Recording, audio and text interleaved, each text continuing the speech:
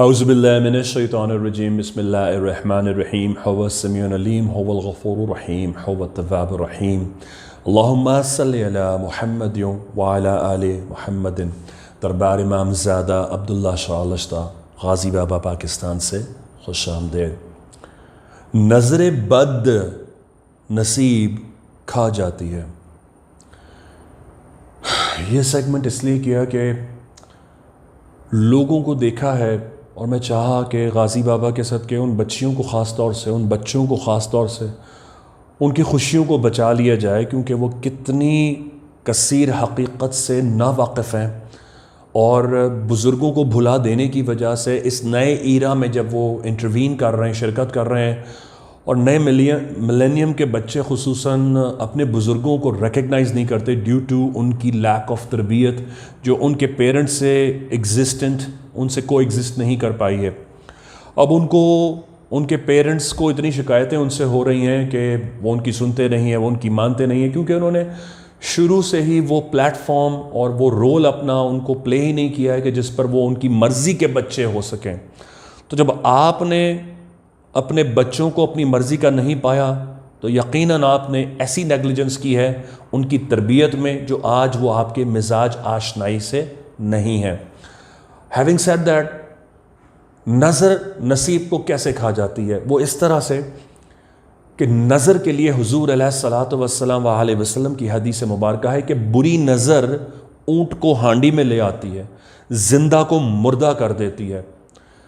یعنی کہ نظر بد کی جو ایگزسٹنس ہے ہمیں اس کی حقیقت کو سمجھنا اور تسلیم کرنا ہوگا، کیونکہ سرکار کی یہ حدیث سے ثابت ہے۔ پھر کئی اصحابہ کرام سے یہ ثابت ہے کہ ان کے ساتھ جب نظر بد کا واقعہ ہو تو باقاعدہ حضور علیہ الصلوۃ والسلام وآلہ وسلم نے اس کی دعا ان کو تلقین فرمائی، وَأَن يَكَادُ الَّذِينَ كَفَرُوا وَيُزْلِقُونَكَ بِأَبْصَارِهِمْ لَمَّا سَمِعُوا الذِّكْرَ وَيَقُولُونَ إِنَّهُ لَمَجْنُونٌ وَمَا هُوَ إِلَّا ذِكْرٌ لِلْعَالَمِينَ۔ اب یہ سورہ قلم جسے سورہ نون کی بھی آیت کہتے ہیں، یہ دعا پڑھنے کی سرکار نے انہیں تلقین فرمائی اور پھر ان کی نظر بد ٹوٹ گئی، وہ ٹھیک ہو گئے، شفا یاب ہو گئے۔ نظر بد نصیب کیسے کھا جاتی ہے؟ ایک بچی کا رشتہ کہیں طے ہو گیا، ایک بچے کا رشتہ کہیں طے ہو گیا، اس کے نصیب کی بلندی آ رہی ہے اس کی شادی سے، کیونکہ سرکار کی حدیث ہے نا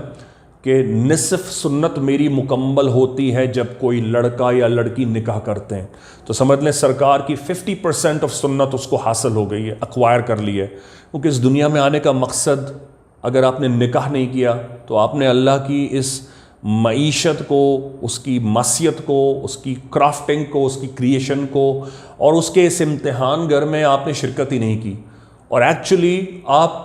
شادی اگر نکاح نہیں کریں گے تو آپ اللہ کی ربانیت کو، وحدانیت کو اور اس کی رحمانیت کو کبھی اچیو اور ایکوائر نہیں کر سکتے، کیونکہ آپ نے اس کی اس جیل میں ہونے کا لمس اور لطف حاصل نہیں کیا جب تک آپ نکاح نہیں کرتے،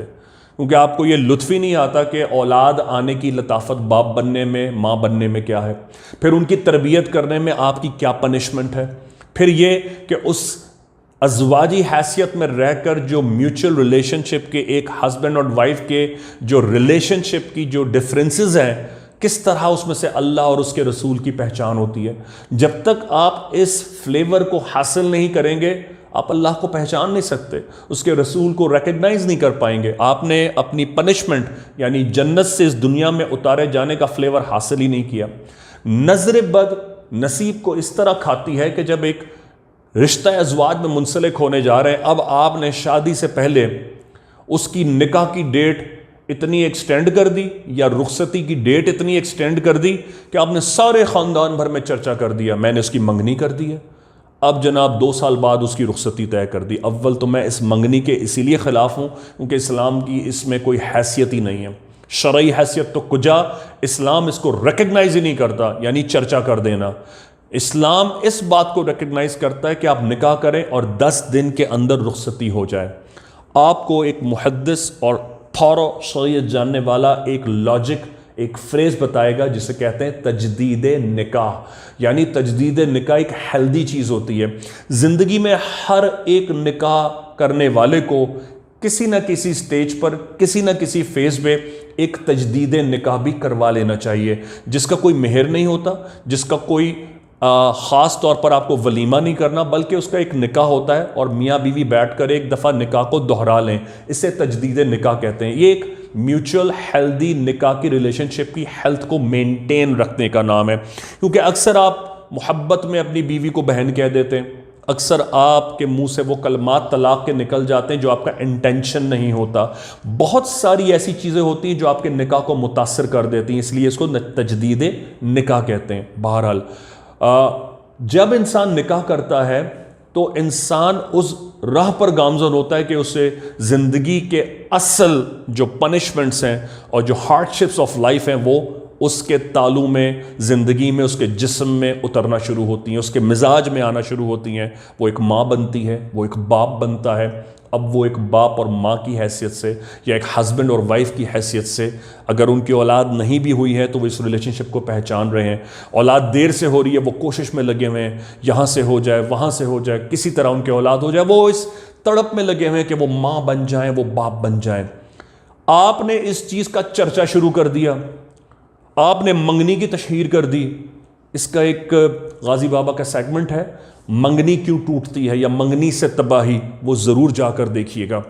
کہ اس میں ہم نے اس کو مفصل ڈسکس کیا ہے کہ منگنیاں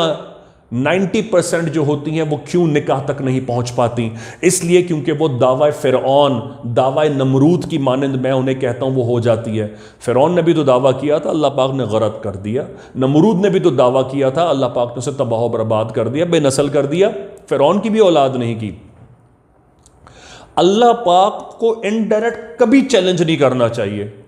جو شریعت پر سادگی سے چل کر آپ نکاح کرتے ہیں، اس میں نکاح کیا 10 ڈیز میں رخصتی کر دی،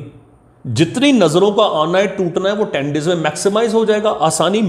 آپ کی جو مصیبت ہے وہ منیمم لیول پر ہوگی۔ آپ کرتے ہیں 2 سالوں پہ، 5 سالوں پہ، بچپنوں میں نکاح کر دیتے ہیں۔ کتنے نکاح ہیں جو بچپن میں کیے ہوئے انجام جوانی پانی میں رخصت ہوتے ہیں؟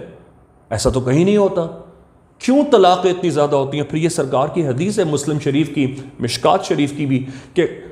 قیامت کی علامات میں سے ایک علامت یہ بھی ہے کہ طلاق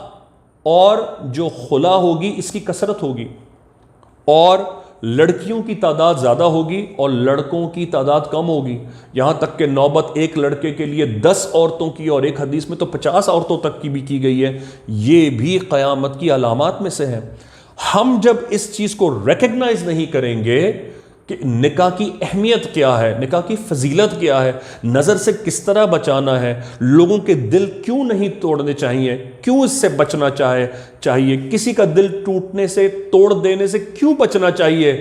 آپ اپنے نصیب کو جب ہی بچا سکیں گے۔ نصیبوں کو نظروں سے بچانا ہی نصیب پروری ہے۔ اگر آپ کے نصیب روشن اللہ نے بنائے ہیں، رکھے ہیں، آپ اپنی بدنصیبی کو اپنی زبان سے دعوت دیتے ہیں، آپ اس کا چرچا بلا وجہ کر کے لوگوں کے دلوں کو توڑ کر اپنے نصیب خود ہی پھوڑ لیتے ہیں۔ آپ پھوٹے ہوئے نصیبوں سے نہیں آئے ہوتے، نصیب اپنے ہاتھوں پھوڑ لیتے ہیں۔ اسی طرح آپ کو کوئی اچیومنٹ ہو گئی، اب آپ کی شادی چلو ایک تو ہو نہیں رہی تھی، چلو ہو گئی، اب آپ کے ہاں اولاد ہوئی ہے، آپ نے چرچا کرنا شروع کر دیا، جناب فلاں کے ہاں باقاعدہ میں ایسی ایک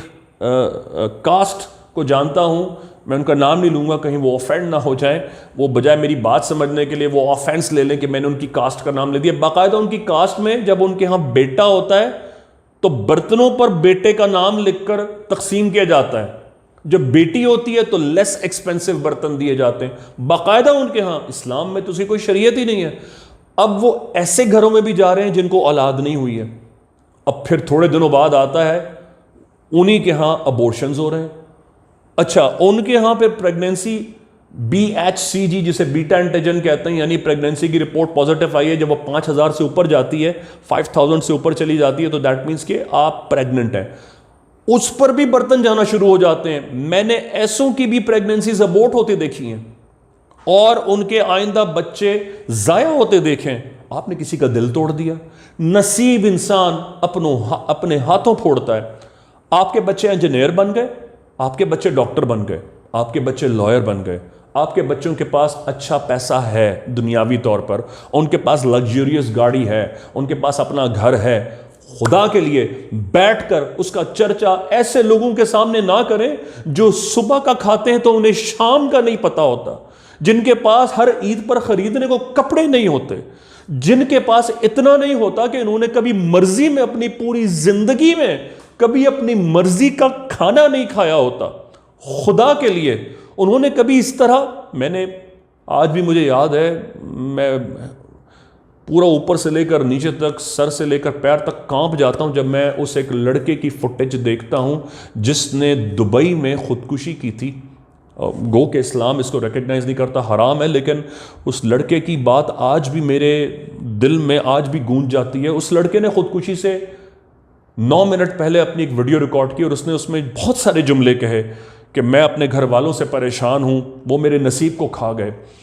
میں نے آج تک اچھا موبائل استعمال نہیں کیا، میں جو کچھ کماتا ہوں دبئی سے مزدوری کرتا ہوں، گاڑیوں کے نیچے لیٹتا ہوں، ریتی بجری اٹھاتا ہوں، جو کماتا ہوں انہیں بھیج دیتا ہوں، میں نے آج تک کپڑے صحیح طرح سے نہیں پہنے، لیکن میرے گھر والے تو مجھ سے راضی نہیں ہیں، وہ مجھ سے راضی نہیں ہے کہ میں جو کچھ کما رہا ہوں وہ کہتے ہیں ان کے لیے کافی نہیں ہے۔ اور اس نے جو جملہ کہا جو آپ سے آج شیئر کرنا چاہتا ہوں تاکہ آپ کو اندازہ ہو کہ انسان کی نظر اور انسان کی جو حاصل کرنے کی زیادہ تڑپ اور اس کی جو حوث ہے اس کے نصیب کو کس طرح کھا جاتی ہے۔ اس لڑکے نے ایک جملہ کہا جو میرے ذہن میں آج بھی گونجتا ہے، اور اگر آپ اسے حوصلے سے سنیں گے تو آپ کو یاد آئے گا اور یاد رہے گا۔ اس لڑکے نے کہا کہ میں نے آج تک کبھی پیٹ بھر کے کھانا نہیں کھایا۔ اس کی عمر 24 سال تھی and he committed suicide۔ نظریں اور حوث اور ہماری زیادہ حصول کی طلبی، ہماری نظریں ہی نصیب کو کھا جاتی ہیں۔ ممکن ہے وہ بچہ خودکشی کے لیے پیدا نہیں ہوا تھا، لیکن زیادہ طلب کی تڑپ اور حوث نے اس کے گھر والوں کی اس کے نصیب پھوڑ دیے۔ کیوں سرکار کی حدیث ہے کہ انسان اپنا نصیب اپنے ہاتھوں بناتا ہے۔ اللہ پاک نے جو لوح محفوظ میں لکھ دیا ہے وہ تو اٹل حقیقت ہے، آپ کو اس کی ایکسیس تو نہیں ہے نا، آپ تو نہیں جھانک سکتے لوح محفوظ میں کیا لکھا ہے۔ آپ سے اللہ پاک نے عمل ایکسپیکٹ کیا ہے، توقع کی ہے، آپ کو چاہیے کہ آپ اللہ کی توقعات ایکسپیکٹیشنز پر پورا اترنا چاہتے ہیں تو اللہ نے قرآن میں جو باؤنڈریز فرمائی ہیں، جو حدود اللہ ہیں، اس کی بجاوری کریں، کام آنے سے، اس کی حدودوں کا پامال نہ کرنے سے، محبت کرنے سے، کسی کا دل نہ توڑنے سے۔ خوشی ملی ہے صدقہ کریں، لوگوں کو بانٹیں، نیاز کریں، لوگوں کے دل نہ توڑیں، آپ کی خوشیوں کی حفاظت رہے گی، آپ کے نصیب محفوظ رہیں گے، آپ کی خوشیوں کو بری نظریں کبھی نہ کھا سکیں گی۔ اللہم صلی علی محمد وعلی آل محمد۔ اللہ حافظ یا غازی۔